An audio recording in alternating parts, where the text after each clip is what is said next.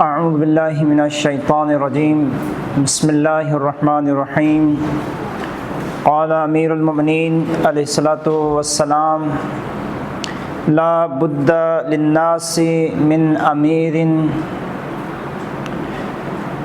بر او فاجر۔ ناظرین کرام، امیر کائنات علی بن ابی طالب لیڈرشپ کی امپورٹنس کو بیان کرتے ہوئے ارشاد فرماتے ہیں کہ لوگوں کے لیے ایک رہنما کا، ایک امیر کا، ایک لیڈر کا ہونا ضروری ہے۔ یعنی مولا ارشاد فرماتے ہیں کہ بغیر رہنما کے، بغیر لیڈر کے، بغیر امیر کے ممکن ہی نہیں کہ کوئی ملک، کوئی قوم، کوئی ملت ترقی کرے۔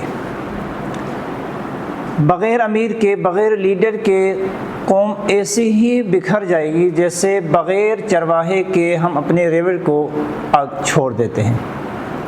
منظم نہیں رہتا، منزل تک نہیں پہنچ پاتے۔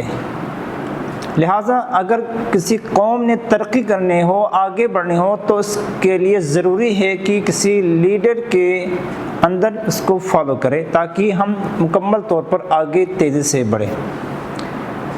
تو یہ تو ضروری ہو گیا کہ بھئی کسی لیڈر کے اندر، کسی لیڈرشپ کے اندر ہم نے چلنا ہے۔ اب سوال یہ پیدا ہوتا ہے کہ بھئی لیڈر کو کیسا ہونا چاہیے، کون سی کوالٹیز ایک لیڈر کے اندر ہونی چاہیے۔ انسان کے پاس دو چوائس ہے، یا خود لیڈر بنے یا کسی کی لیڈرشپ کو ایکسیپٹ کرے۔ دونوں صورتوں میں کچھ کوالٹیز ایسی ہیں جو اپنے اندر پیدا کرنا ضروری ہے۔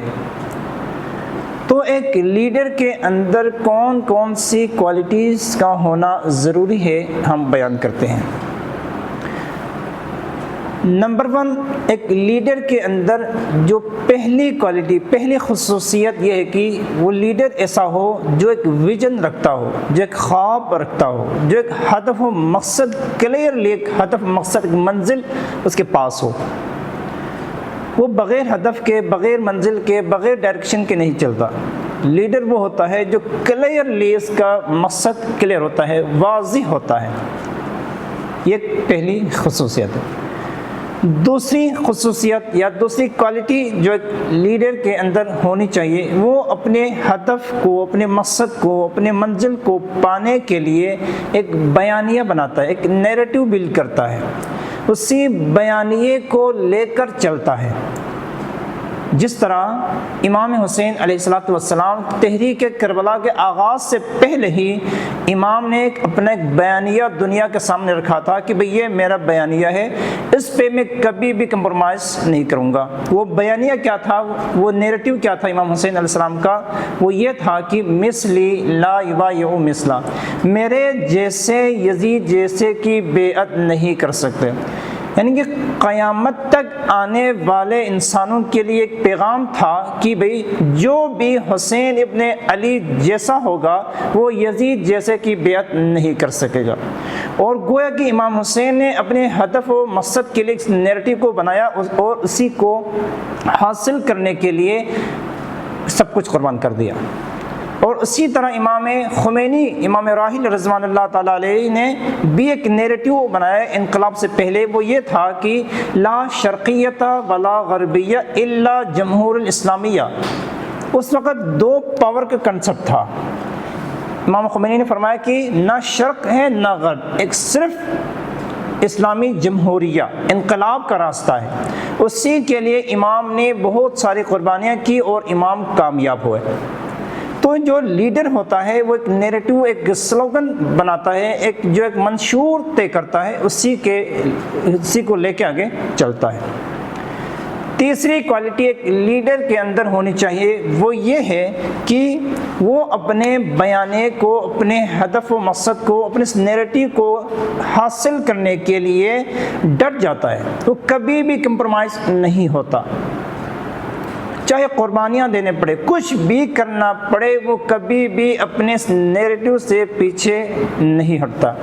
جس طرح امام حسین اپنے تن، من، دن سب کچھ قربان کر گئے لیکن یزید کی بیعت نہیں کی۔ یزید کی ایک ہی خواہش تھی کہ حسین ابن علی میری بیعت کرے بس، لیکن امام نے کبھی بھی یہ سوچا تک نہیں، اپنے مال دولت جان مال سب کچھ قربان کر دیا لیکن اپنے نیریٹو سے کبھی پیچھے گیو اپ نہیں کیا۔ جو لیڈر ہوتا ہے وہ کبھی بھی اپنے ہدف سے گیو اپ نہیں کرتا، وہ پیچھے نہیں ہٹتا۔ چوتھی کوالٹی خصوصیت جو ایک لیڈر کے اندر کم سے کم ہونی چاہیے وہ یہ ہے کہ وہ اکیلا سفر نہیں کرتا، وہ نیشن کو اپنے ساتھ موبلائز کرتے ہیں، اپنے ساتھ لوگوں کو ملا کر چلتا ہے، لیڈ کرتا ہے، قوم کو لیڈ کرتا ہے، قوم کو آگاہ کرتا ہے، اپنے نیریٹو کو لوگوں کے ساتھ واضح کرتا ہے کہ یہ میری خصوصیت ہے، کوالٹی، یہ میرا ہدف و مقصد ہے، اس ہدف و مقصد کے لیے میرے ساتھ سفر کرے، یہ آپ کے فائدہ مند ہے۔ یعنی کہ جو لیڈر ہوتا ہے وہ قوم کو موبلائز کرتے اپنے ساتھ، یعنی کہ قوم کے ساتھ مل کر سفر کرتا ہے، وہ اکیلا سفر نہیں کرتا۔ اور پانچویں کوالٹی ایک لیڈر کے اندر کم سے کم ہونی چاہیے وہ یہ ہے کہ وہ کبھی بھی کسی سے ڈکٹیشن نہیں لیتا، وہ ڈکٹیٹ نہیں ہوتا، وہ کنٹرول نہیں ہوتا، وہ اپنا ہدف مقصد کے لیے جو منزل ہے، جو نظریہ لے کے چلتا ہے، وہ اپنے نظریے سے کنٹرول ہوتا ہے، وہ کسی کے پاور میں نہیں آتا، کسی کے انڈر وہ کسی کے ڈکٹیشن نہ دیتا ہے نہ لیتا ہے، وہ صرف اپنے نظریے سے کنٹرول ہوتا ہے، وہ کسی سے کنٹرول نہیں ہوتا۔ یہ ایک لیڈر کی خوبی ہونی چاہیے کم سے کم۔ نمبر 6 ایک لیڈر کی کم سے کم خصوصیت یہ ہونی چاہیے وہ لیڈر ایسا ہو جو اپنے ہدف مقصد منزل کو پانے کے لیے اپنے منشور پر عمل کرنے کے لیے کسی بھی حد تک قربانی دینے کے لیے آمادہ ہو، چاہے وہ جیل، یعنی کہ اس چیزوں سے وہ نہیں گھبراتا، وہ پریشانی اس کے لیے نہیں آتی، وہ اپنے آپ کو ہر چیز کے لیے مطلب ان کو بے خوف ہوتا ہے، وہ ہر چیز سے یعنی کہ آزاد ہوتا ہے، وہ اپنے مقصد، اس کے فوکس اپنے مقصد پر، اپنے ہدف پر، اپنی منزل پر ہوتا ہے، اس کے لیے وہ تمام قربانیاں دینے کے لیے تیار رہتا ہے۔ یہ ایک لیڈر کی بہترین لیڈر کی خصوصیات میں سے ایک خصوصیت ہے۔ نمبر 7 لیڈر ایسا ہوتا ہے وہ صرف مطلب ان کی انٹرسٹ لیس ہوتا ہے، وہ اپنے ذاتی مفادات اس کا نہیں ہوتا، ذاتی مقصد نہیں ہوتا، وہ قوم کی بیداری کے لیے، قوم کے لیے، ملک کے لیے سوچتا ہے، وہ قوم کے سوچتا ہے، وہ اپنے ذاتی مفادات کے لیے جنگ نہیں کرتا۔ جو ذاتی مفادات کے لیے جو لڑتا ہے یا آگے بڑھتا ہے وہ کبھی بھی کہیں نہ کہیں کمپرومائز ہو جاتا ہے، وہ ڈیل کر جاتا ہے، کیوں؟ اس ذاتی مفادات کے لیے۔ جو لیڈر ہوتا ہے وہ قوم کے لیے سوچتا ہے، ملک کے لیے سوچتا ہے، اپنے ذاتی مفاد نہیں ہوتا، یہ ایک لیڈر ایسا ہو۔